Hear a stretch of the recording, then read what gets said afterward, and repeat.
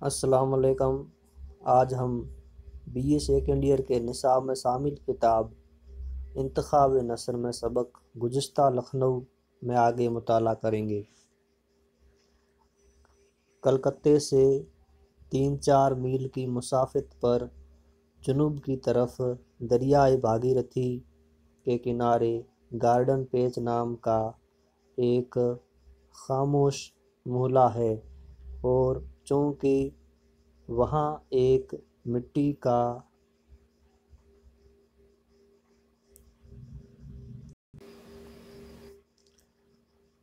تودہ سا تھا، اس لیے عام لوگ اسے مٹیا برج کہتے تھے۔ یہاں کئی عالیشان کوٹھیاں تھیں جن کی زمین دریا کے کنارے کنارے تقریباً 2-2.5 میل تک چلی گئی ہے۔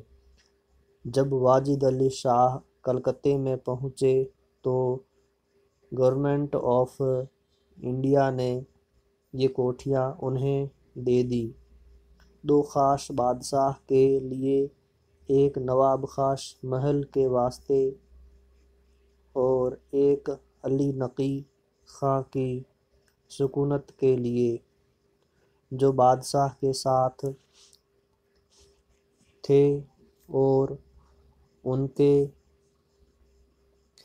گرد زمین کا ایک بڑا قطعہ جو عرض میں دریا کنارے سے تقریباً 1.5 میل چلا گیا تھا، اور اس کا حلقہ 6-7 میل سے کم نہ ہوگا، بادشاہ کو اپنے اور اپنے ملازمین کے قیام کے لیے دیا گیا۔ غدر کے زمانے میں انگریزی فوج کے باغی افسروں نے ارادہ کیا کہ اگر بادشاہ ان کے حکمراں بنے تو وہ کلکتے میں بھی غدر کر دیں، مگر بادشاہ نے گورنمنٹ آف انڈیا کے معاملے میں یہ روش نہ تخت و تاج سے جدا ہوتے وقت اختیار کی تھی اور نہ اب پسند کی، بلکہ لاٹ صاحب کو ان لوگوں کے ارادے کی اطلاع کر دی، جس پر ان کا شکریہ ادا کیا گیا، مگر 2 ہی 4 روز بعد مناسب سمجھا گیا کہ بادشاہ کو قلعہ فورٹ ولیم میں رکھا جائے تاکہ پھر کبھی باغیوں کی ان تک رسائی نہ ہو سکے۔ لندن میں ان کی جانب سے جو مقدمہ پیش تھا وہ اس پر ملتوی کر دیا گیا کہ جس ملک کے لیے یہ دعویٰ ہے وہ اب ہمارے قبضے ہی میں نہیں، جب اس پر پھر دولت برطانیہ کا قبضہ ہو لے گا تب دیکھا جائے گا۔ کہتے ہیں کہ ابتداً مٹیا برج میں بھی بادشاہ کی زندگی نہایت ہی بیدار مغزی اور ہوشیاری کی تھی۔ یہ حالت دیکھ کر گرد و پیش کے لوگوں نے چند آلات موسیقی فراہم کر دیے۔ فوراً سرو و بمستان یاد دہا نیندن کا پورا مضمون صادق آ گیا، اور ارباب نشاط کا گروہ بھی وہاں بھی جمع ہونے لگا۔ ہندوستان کے اچھے گویے آ کے ملازم ہوئے اور مٹیا برج میں موسیقی وانوں کا ایسا مجمع ہو گیا تھا کہ اور کسی جگہ نہ تھا۔ موسیقی کے سوا اور تمام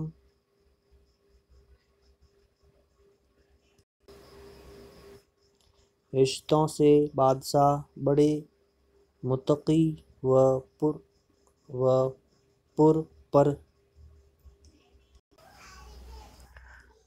متقی و پرہیزگار اور پابند شرع تھے۔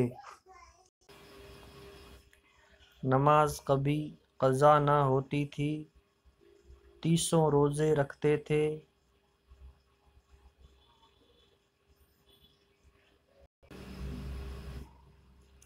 افیون، شراب، فلک سریہ اور کسی قسم کے نشے سے زندگی بھر احتراز رہا اور محرم کی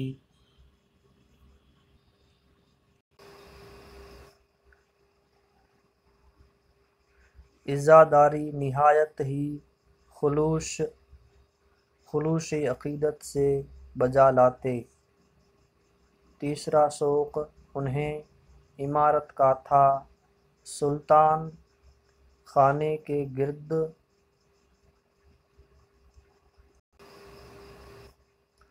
20 محل سرائیں تعمیر ہو گئیں اور بہت سی نئی کوٹھیاں اور ان میں محل سرائیں بنیں۔ گورنمنٹ سے صرف سلطان خانہ، اسد منزل اور مرصع منزل ملی تھیں، مگر بادشاہ کے شوق نے چند ہی روز میں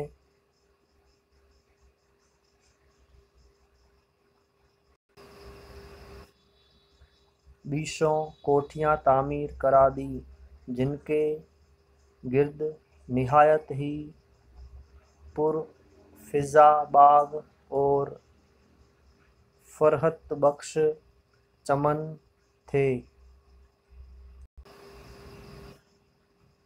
جس وقت میں نے دیکھا ہے، بادشاہ کے قبضے میں مندرجہ ذیل عالی شان کوٹھیاں تھیں جو جنوب سے شمال تک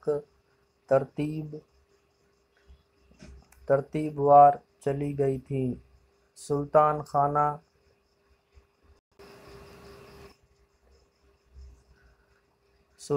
خانہ، قصر البیضہ، گوشۂ سلطانی، شہنشاہ منزل، مرصع منزل، اسد منزل، شاہ منزل، نور منزل، تفریح بخش، بادامی، آسمانی تہنیت منزل، جد سلطانی، صد سلطانی، عدالت منزل، ان کے علاوہ اور بھی کئی کوٹھیاں تھیں جن کے نام مجھے یاد نہیں رہے۔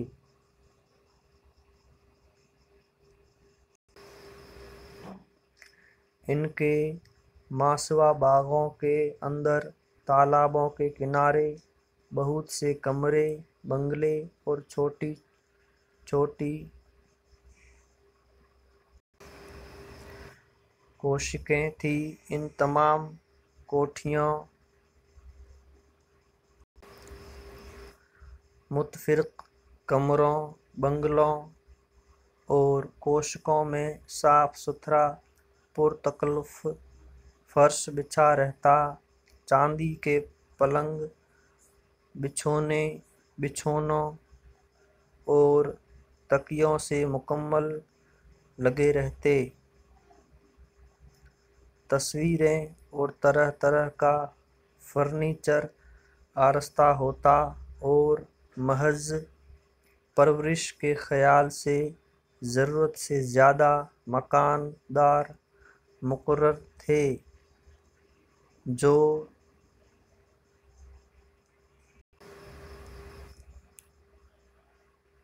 روز جھاڑتے اور ہر چیز کو صفائی اور قرینے سے آراستہ رکھتے۔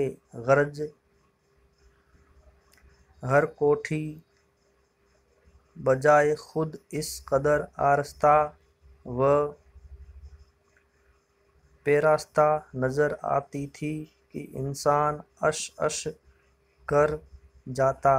کوٹھیوں کے گرد کے باغ اور چمن ایسی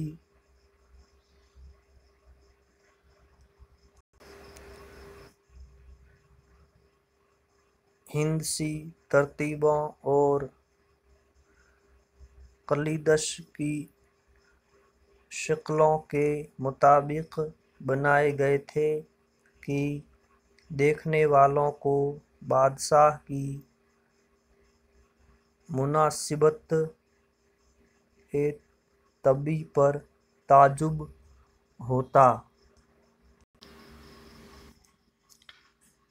لکھنؤ میں تو بادشاہ نے صرف کیسر باغ اور اس کے پاس کی چند عمارتیں یا اپنے والد مرحوم کا امام باڑہ اور مقبرہ ہی تعمیر کیا تھا، مگر مٹیا برج میں نفیس آورہ نفیس اور اعلیٰ عمارتوں کا ایک خوبصورت شہر بسا دیا تھا۔ دریا کے آر پار مٹیا برج کے عین مقابل کلکتے کا مشہور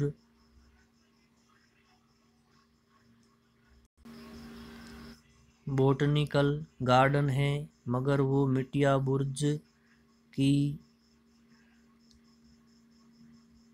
دینویں جنت اور اس کے دلکش عجائب کے سامنے مٹ گیا تھا۔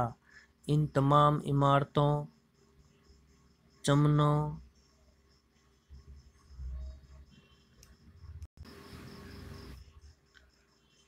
کنجوں اور وسیع و نزہت بخش مرغزاروں کے گرد بلند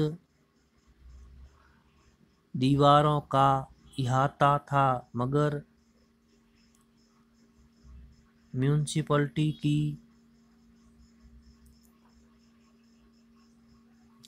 شاہراہ عام کے کنارے تقریباً 1 میل تک شاندار دکانیں تھیں اور ان میں وہی ادنیٰ درجے کے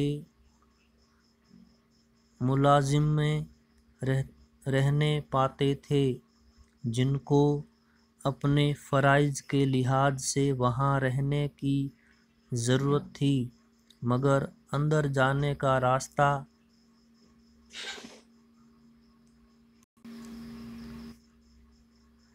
سوا پھاٹکوں کے جن پر پہرا رہتا کسی دکان میں سے نہیں رکھا گیا تھا۔ خاص سلطان خانے کے پھاٹک پر نہایت عالی شان نوبت خانہ تھا۔ نقارچی نوت بجاتے اور پرانے پہروں اور گھڑیوں ہی کے حساب سے شب و روز گھڑیاں بجا کرتا۔ شکریہ۔